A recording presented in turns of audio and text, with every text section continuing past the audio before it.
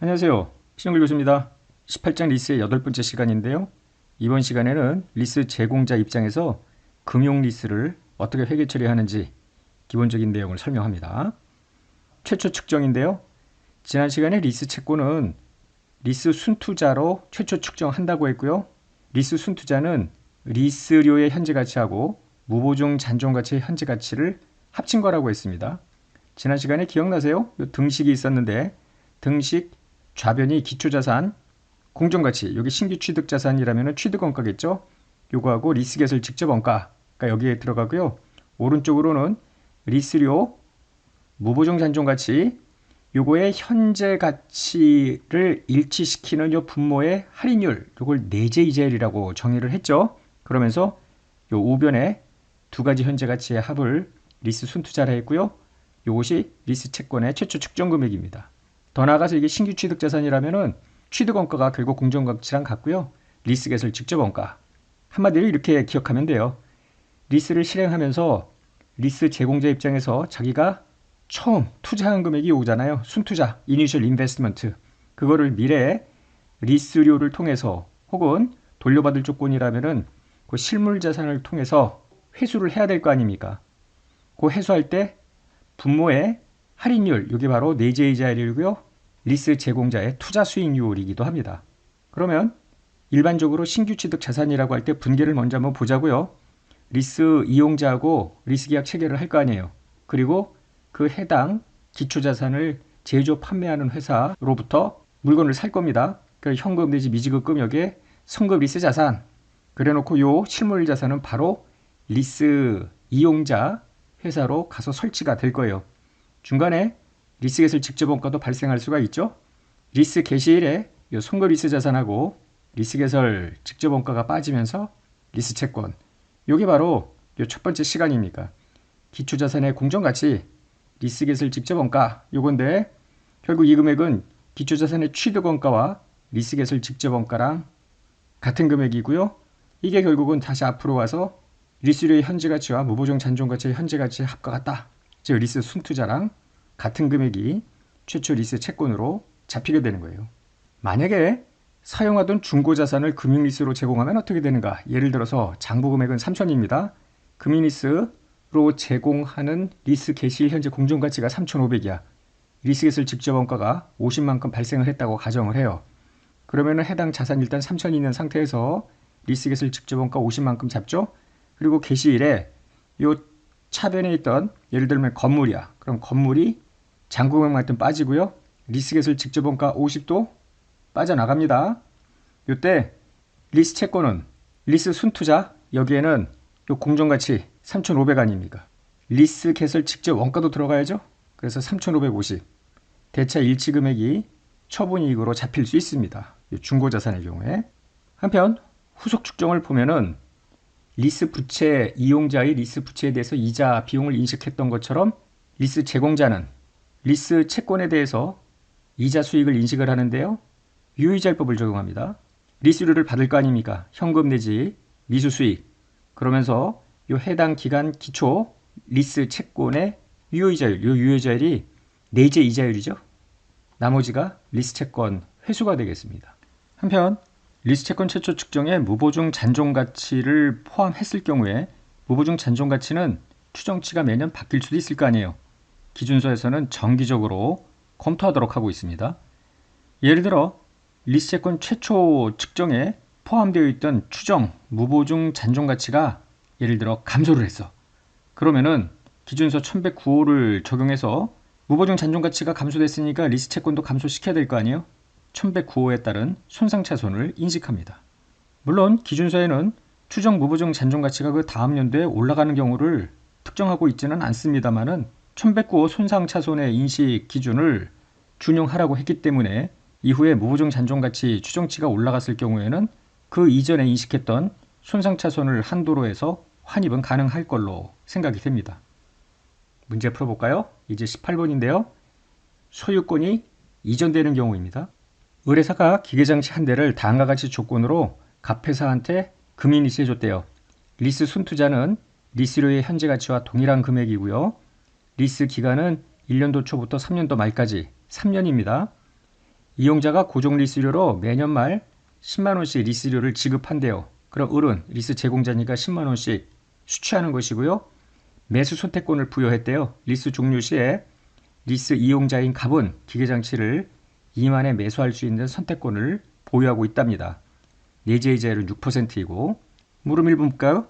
리스 순투자의 최초 측정 금액 리스에선 취득원가와 같다고 가정하자고요. 공정가치 전부 다 요거를 계산하고 실행일에 의뢰사가 해야 할 분계도 해보자.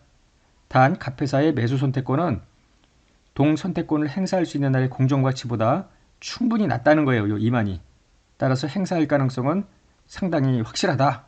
그러니까 이것도 모두 다 리스료에 포함을 시켜야죠. 해답을 볼까요? 리스 순투자는 리스료의 현재 가치입니다. 이 리스료는 여기서는 연간 리스료와 매수 선택권 행사가액이죠. 이 괄호에 오타가 있네요. 여기서 이렇게 하고 이거를 없애면 좋겠습니다. 리스료의 현재 가치니까 리스료, 연간 리스료 10만씩 3번 나가죠. 6%로 할인하고요. 막판에 2만원만큼 매수 선택권을 거의 행사할 거라는 거 아니야. 그래서 기간 3의 6% 1원의 현가를 곱하면은 284093입니다. 문제로 돌아가 보면은 인식해야 될 리스 순투자의 최초 금액이 취득원가와 동일하다고 그랬잖아요. 그리고 순투자는 리스료의 현재 가치와 같고 우리가 이미 지난 시간에 등식을 통해서 확인했던 그건데요. 284093이 바로 기계장치 의뢰사의 장부금액 최초 취득원가라고는 이야기죠. 성급 리스 자산 등으로 차변으로 되어 있을 거고요. 계정에 상관없이 할 땐 차변에 이 해당되는 자산을 죽이면서 리스 채권으로 대체하면 되겠습니다. 물음 2는요. 리스 기간 동안에 리스 채권 장부금액 조정표를 작성하고 1년도 회계 처리를 하라는 거죠. 리스 채권 시작 금액이 284093이죠. 리스 부채처럼 리스 채권도 장부금액 조정표를 작성할 수 있겠습니다. 연간 리스료 10만원씩이고요. 6% 이자 수익을 인식을 하면서 차이만큼을 원금 회수로 하다 보면 마지막에 2만원이 남습니다. 이게 매수 선택권 행사 금액일 거 아니에요. 1년도 말에 10만원만큼 리스료 회수하면서 17,046원이 이자 수익, 나머지가 리스 채권이고요. 이렇게 1년, 2년, 3년 지나서 마지막 2만원, 요거는 갑회사가 매수 선택권을 행사할 때 의뢰사가 차변의 현금, 대변의 리스 채권 하고 끝나는 겁니다. 예제 19번 볼까요? 이번에는 소유권이 이전되지 않는 경우인데요.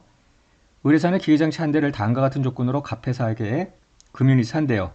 기계장치 취득원가는 288240인데 신규 취득자산인가 보죠. 공정가치랑 같다고 했고요. 리스 기간은 3년입니다. 고정리스료는 매년 말 10만원씩 주고받는 거고요. 소유권이 이전이 안 되기 때문에 리스 제공자는 실물자산을 3년 후에 반환받을 거 아니에요. 그때 잔존가치를 보증하기로 했습니다. 예상 잔존가치 전체가 한 3만원인데 2만원을 이용자가 보증하기로 했대요. 따라서 3년도 말에 가서 실제 감정을 해봤을 때 실제 잔존가치가 2만원 이상이면 이용자는 하나도 낼 게 없죠. 대신에 딱 2만원이야 실제 잔존가치가. 그러면 제공자는 만원만큼 손실을 보게 됩니다. 왜냐하면 전체 잔존가치가 3만원인데 전체를 보증 안 하고 일부만 보증을 했기 때문에 결국 무보증 잔존가치만큼은 궁극적으로 회수하지 못할 위험에 항상 노출이 되어 있습니다. 한편 리스 제공자가 부담하는 리스개설 직접 원가가 만원이고요. 내재 이자율은 5%로 가정했습니다. 지금 문제를 풀기 전에요. 한번 우리가 생각해 볼 게 기계장치 취득원가 공정가치가 288240이라며요. 여기에 의뢰사 주머니에서 나간 돈이 또 있죠? 요 만원. 이거를 향후 3년간 회수를 해야 될 거 아닙니까? 이때 10만원씩 10만원, 10만원, 10만원 세 번 회수하고요. 3년도에 2만원만큼 보증받은 거 확실하죠? 만원만큼 무보증이지만 약간의 리스크는 있긴 하지만 실물자산으로 받을 게 요거 아니에요. 요거의 현재 가치를 일치시키는 할인율이 바로 5%라는 거예요. 뒤에서 계산 과정을 한번 보자고요. 그래서 5%가 나온 겁니다. 여기서 물음을 보면은 리스 순투자 최초 측정 금액을 계산하고 리스 개시일에 의리해야 될 분계를 하자는 거죠. 자, 리스 순투자는 리스료, 무보증 잔존가치 이 둘의 현재 가치의 합이죠. 리스료라면 연간 리스료하고 보증 잔존가치입니다. 그 다음에 무보증 잔존가치의 현재 가치가 들어가니까 이거 두 개 합치면 결국 전체 예상 잔존 가치가 다 들어간다고 보면 되겠죠. 10만 원씩 할인율이 지금 5%죠. 내재이자율 3번 나가는 거. 한편 보증 잔존 가치 2만 원, 3년 후죠. 5% 1원의 현가. 무보증 잔존 가치도 들어가야죠. 다만 앞에서도 여러 차례 이야기했습니다만 이 무보증 잔존 가치의 현재 가치는 리스크가 있습니다. 회수할 수 없는 리스크가 분명히 있긴 합니다. 어쨌거나 리스 순투자는 리스자산 공정가치와 리스개설 직접원가 합계액과 같죠? 288240 그 다음에 만원 리스개설 직접원가 298240 요거랑 리스의 현재 가치와 무보증 잔존 가치 현재 가치가 같은 거 지난 시간에 다 이야기가 됐던 거예요. 딱 떨어져야 돼요. 다. 어쨌거나 지금 자산을 사면서 차변의 선급 리스 자산 요 288240 죽이고요. 리스 개설 직접 원가 만원 빠지면서 리스 채권 298240 이 순투자랑 같은 금액으로 들어간 겁니다. 리스 기간 동안 리스 채권 잔고 금액 조정표를 만들어라. 298240부터 시작하죠. 매년 기초금액 리스 채권 기초장부 금액의 5%만큼 이자 수익 인식하고요. 연간 리스료율 차이만큼 원금 회수액을 리스 채권 장부 금액에서 조정하다 보면 마지막에 3만이 남게 돼요. 왜냐하면 처음부터 3만을 집어넣고 현재 가치 계산했죠. 여기 보증, 무보증 3만이 들어가잖아요. 자, 3년도 말에 리스가 종료가 돼요. 이때 기초자산을 반환 받을 거 아닙니까? 감정을 해봐야지. 실제로 잔존가치 평가를 해봤더니 3만 원일 경우, 2만 3천 원일 경우, 1만 5천 원일 경우로 구분해서 회계 처리를 해보자는 거예요. 실제로 잔존가치가 3만이래. 그러면 차변에 있던 리스 채권 빠지면서 실물자산 회수를 할 거 아니에요. 요 리스 자산. 계정이 무엇이든 간에 하여튼 요거 중고자산이겠죠? 3만 하고 끝나죠. 그 실제 잔존가치로 들어가는 거죠. 그런데 만약에 실제 잔존가치가 2만 3천이래. 그럼 이 리스 채권 3만 원 빠지고요. 그 실물자산 받으면서 2만 3천. 그런데 리스 이용자로부터 돈을 받을까요? 못 받죠. 왜냐하면 보증한 게 2만 원이고 실제 잔존가치는 보증 잔존가치보다 높으니까 받을 돈은 없고 따라서 7천만큼 손실을 인식을 합니다. 전액을 보증하지 않고 2만 원만 보증을 했기 때문에 그래요. 만 원의 무보증 잔존가치 때문에 최대 만 원만큼 손실을 보게 되죠. 자, 세 번째 걸 보세요. 만약에 실제 잔존가치가 15,000원이다. 그럼 차변에 있던 리스 채권 빠지고요. 15,000원만큼 돌려받은 자산을 인식을 해요. 그러면 보증 잔존가치가 2만 원이라고 했는데 실제가 15,000이니까 이때는 5천만큼 캐시를 받지. 그러나 나머지는 손실입니다. 최대 손실은 만 원이 되겠습니다. 4번 물음일과 관련해서 2년 초에 무보증 잔존가치의 추정액을 애초에 만 원이라고 했는데 7천밖에 안 될 것 같아. 이렇게 변경을 했다고 가정을 하자고요. X2년 초에 회계 처리를 하고요. 잔여 리스기간 2년 동안의 리스 채권의 장부금액 조정표를 만들어 보자라는 건데 X2년 초 추정의 변경을 반영한 리스 순투자는 얼마냐 하면은 지금 이렇게 됐을 때 2년 초잖아요. 이때 바꾼 거야. 이후에 리스료는 어떻게 되느냐면은 두 번 10만 원, 10만 원 이렇게 나갈 거 아니에요. 그 다음에 마지막에 보증 잔존가치 2만. 근데 만의 무보증이 아니라 7천이라며. 7천으로 바꿔줘야죠. 그래서 210431 해답 2번의 장부금액 조정표를 보면은 X 1년 말 또는 2년 초에 리스 채권은 213152죠. 그런데 210431로 감액을 해야 될 거 아니에요. 2721 이렇게 해도 되고요. 빨리 하려면은 지금 전체 계산은 다 똑같은데 뭐 할인율이 바뀐 것도 아니고요. 만원에서 7천원으로 3천만큼 줄어든 거 아닙니까? 1년도 2년 후에 요거를 지금 현재 가치 얼마일까? 5% 기간 이에 1원의 현가계수 3천원의 현재 가치를 계산하면은 똑같이 2,721원이 나옵니다. 따라서 이 금액만큼 리스채권 주기고요. 손상차손입니다. 그러면 리스채권 장부금액 조정표는 210431 앞으로 가볼게요. 요 새로운 금액으로 들어오면서 두 번의 이자수익 인식하고 원금 회수하면은 마지막이 3만이 아니라 2만 7천이 되겠죠. 리스 이용자의 회계 처리를 설명할 때 리스 부채 재평가 4가지 상황을 이야기를 했었죠. 그리고 수정 할인율로 디스카운트 하는 경우랑 원래 할인율로 디스카운트 하는 경우랑 이런 거 연습을 많이 했습니다. 그러면 리스 제공자의 리스 채권 재평가도 있나? 글쎄요. 한번 여기서 짚고 넘어갈 건 뭐냐면요. 리스 이용자의 경우에 리스 기간이 바뀌거나 매수 선택권 평가가 바뀌어 혹은 잔존가치 보증에 따른 미래 예상 지출이 바뀌어 변동 리스료는 당연히 바뀌겠죠. 그럴 경우에 수정 리스료를 앞에 이 두 가지 경우는 수정 할인율로 혹은 이 뒤에 두 가지는 원래 할인율을 적용을 해서 리스 부채를 다시 측정하고 다시 측정하기 전에 재평가 전 장부 금액하고 조정해서 사용권 자산에 가감을 했던 거 기억나시죠?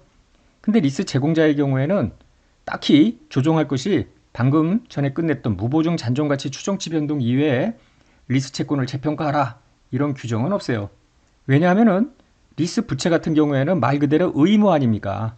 의무 금액이 바뀌면 당연히 부채를 올리거나 부채를 감소시킬 수 있겠는데 리스 제공자는 리스 채권 아니에요. 받을 금액이 더 많아졌어. 막 이래가지고 회사가 채권도 늘리고 이익을 늘리고 이런 것을 회계 기준에서 용납할 수는 없죠. 다만 무보증 잔존가치가 처음에 시작할 때 1000으로 했는데 900, 800 이런 식으로 떨어지는 경우에는 리스 채권을 죽이면서 손상의 회계 처리 1109억 금융자산의 손상차손 회계 처리를 준용하도록 한 것이 유일하고요. 그 이외에 리스 채권을 조정하는 것은 없습니다. 변동 리스료를 한번 적용을 해볼까요? 그래서 이용자 회계 처리 이미 우리가 했었고요. 제공자 회계 처리 비교를 해봅니다. 갑회사는 1년 초에 다음과 같은 조건으로 리스 제공자 을회사입니다. 갑이 이용자고요. 리스 계약을 체결하고 기계장치를 리스했대요. 취득원가는 공정가치랑 같은데 25만 원이었고요. 리스 기간 3년. 3년의 리스 기간이 끝나면 이용자한테 소유권이 넘어간대요. 무상으로. 한편 리스료는 변동이자율을 반영해서 리스료를 조정하는데 매년 말 지급이랍니다. 일단 X1년 리스료는 10만입니다. X2년 초에 변동이자율을 반영해서 X2년도 리스료는 10만 5천 원으로 결정을 했대요. 이용자와 제공자 회계 처리를 비교하자는 겁니다. 단 리스 개시일 현재 리스 제공자의 리스 채권 최초 측정 금액은 신규 취득 자산이니까 기계장치 최초 장부 금액하고 같다고 가정을 해보자고요. 그러면 먼저 이용자 회계 처리로 가보는데요. 10만씩 3번 나갈 거 아니에요. 그런데 몇 %로 디스카운트 할 거냐? 여기서는 이용자가 제공자의 내재이자를 쉽게 산정할 수 없다고 가정하고요. 본인의 증분차입 이자율 6%를 적용하는 걸로 가정을 하겠습니다.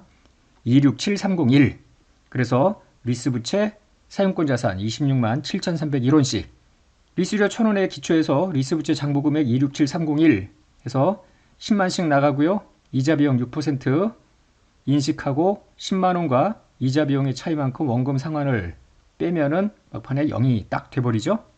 그런데 X2년 초에 10만 5천 원으로 리스료를 다시 계산을 할 거 아니에요. 변동 리스료. 이때 증분 차입 이자율은 7%라고 가정을 해보자고요.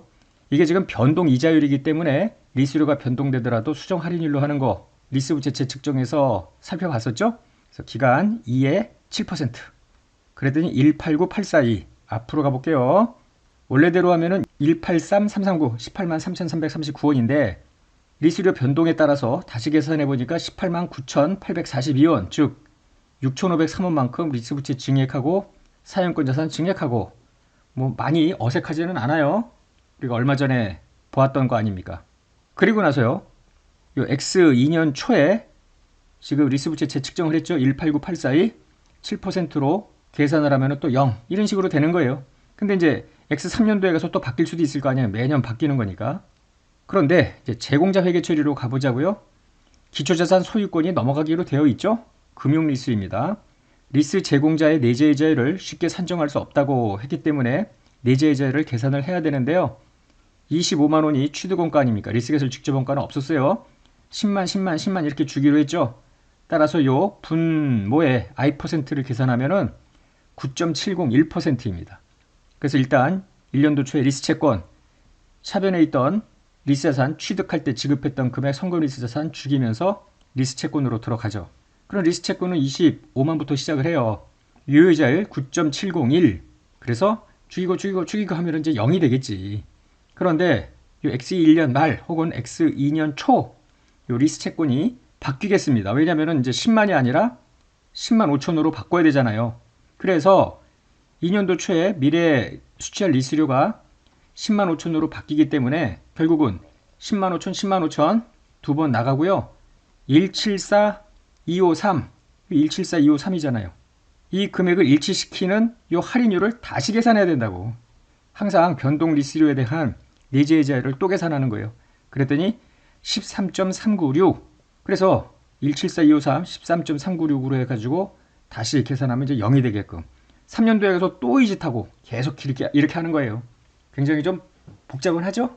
리스 제공자 입장에서는 이 내재이자율이라는 이 투자 수익률을 재무관리에서 이야기하는 IRR 혹은 뭐 관리회계에서 내부 수익률 요거 계산하는 거랑 같은 맥락이라고 생각을 하면 되겠습니다.